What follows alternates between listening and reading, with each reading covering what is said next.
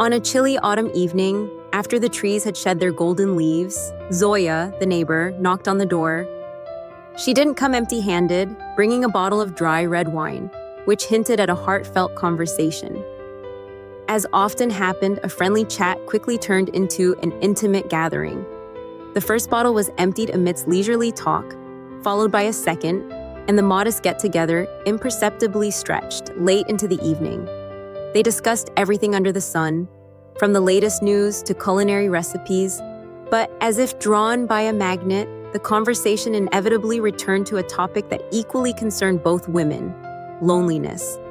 Zoya and the narrator shared a long-standing friendship, a full 25 years, during which no secrets remained between them.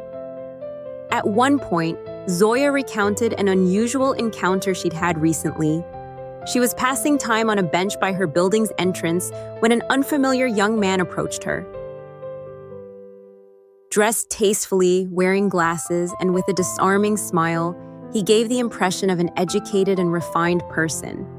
He politely greeted her, asked if she minded if he sat down, and struck up a casual conversation about nothing in particular: the weather, the news. Learning that Zoya was going through a difficult period in her life, experiencing financial troubles and living alone, the young man paused for a moment. Then he suddenly offered her a chance to earn some money. The work, he explained, didn't require much effort, and if Zoya had a friend who was also single, she could offer the same opportunity to her. Without hesitation, Zoya immediately thought of the narrator and mentioned her name. "What kind of work is it?"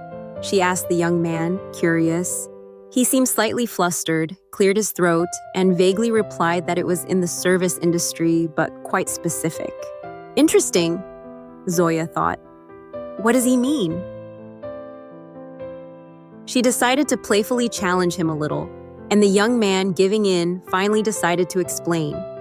He began by saying that his clients were exclusively men, and they sought certain help and support from them. It was then that Zoya understood what he was implying, and she felt a wave of conflicting emotions rise within her. Zoya, raising another glass of wine, philosophically remarked, "Well, the morals of today.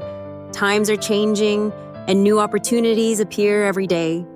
The narrator agreed with her, but a feeling of uncertainty lingered.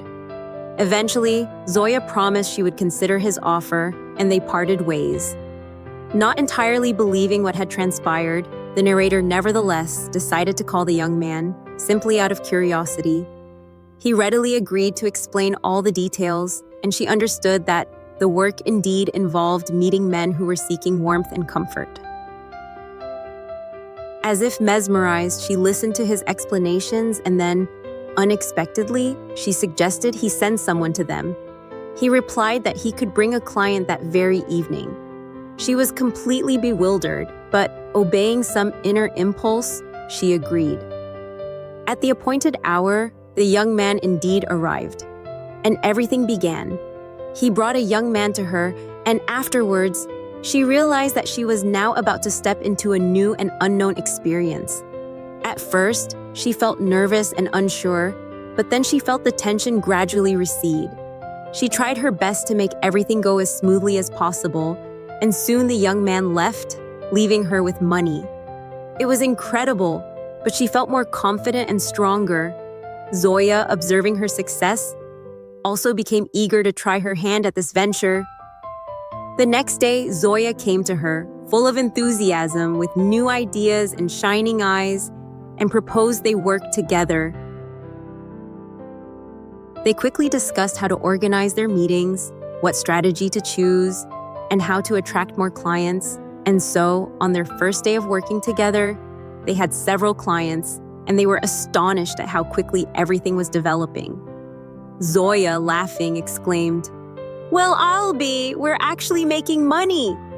The narrator agreed with her, and soon they had a whole queue of people eager to use their services.